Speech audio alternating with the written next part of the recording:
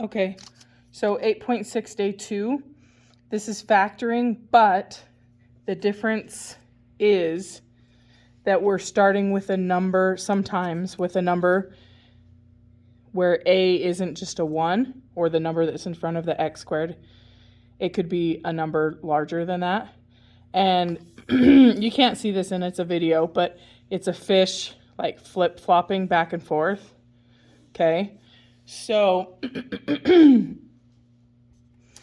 you could call this the flip-flop method, and this was a reminder of the factors and the signs. Okay, so I'm going to try and go through this pretty slowly so that you can follow it. So when there's a number other than 1 in front of here, it's very similar to the other way, but there's a couple steps first. So we take this and we multiply it by the 4, and that's the flip. Okay, so 7 times 4 is 28. So plus 29x, and then this, we ignore this for right now. So now it's x squared. Let me go in a little bit. X squared plus 29x plus 28. Okay, so now if we look at the factors, well, at the signs, so we've got a plus plus, so we've got a plus plus, which means they need to add to 29. Okay, well, 1 and 28, that pretty much adds to 29, so we can stop there. Okay, so now we do our 2 parentheses. So then we have x, 1 and 28. And because they're the same sign, it really doesn't matter because they're the same. Okay, here's where this is different, because if we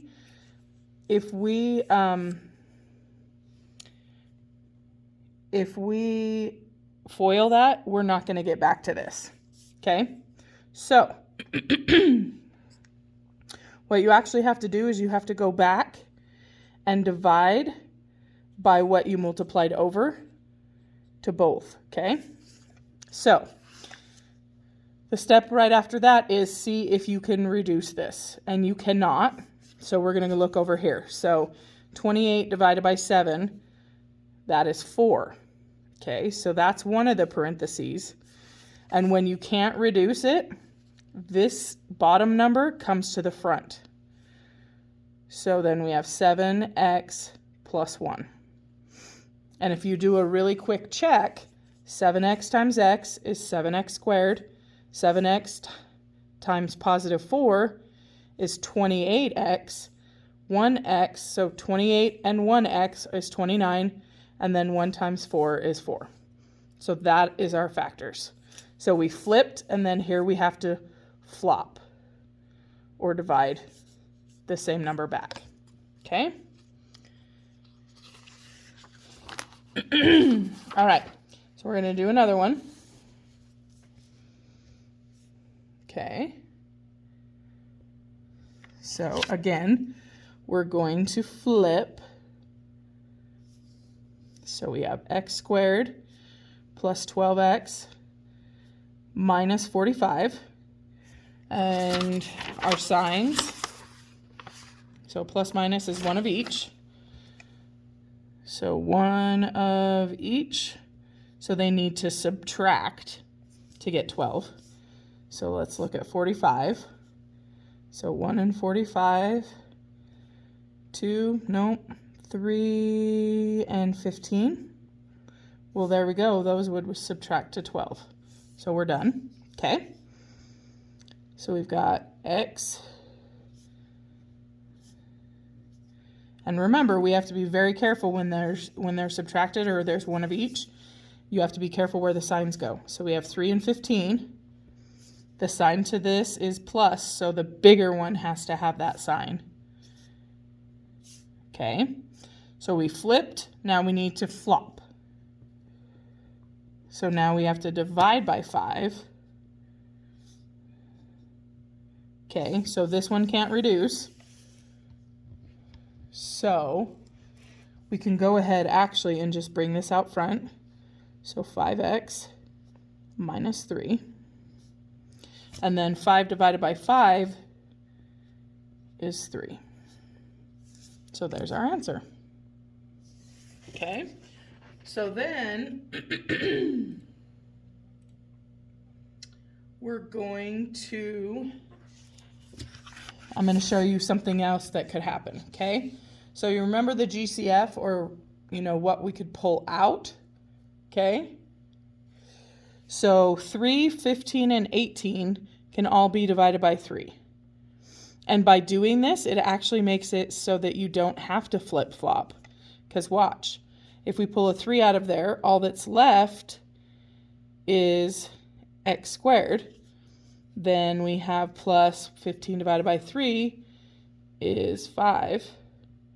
And then 18 divided by 3 is 6. So now we just have to factor this. So it's a plus plus, so we add.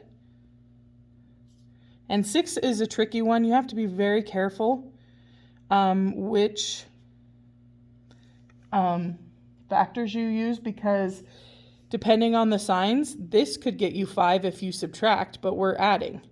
So this has to get you 5. So then we have x, 2 and 3, plus, plus. And those are the factors. Okay. All right. Okay, so now we have yet another one. Okay. So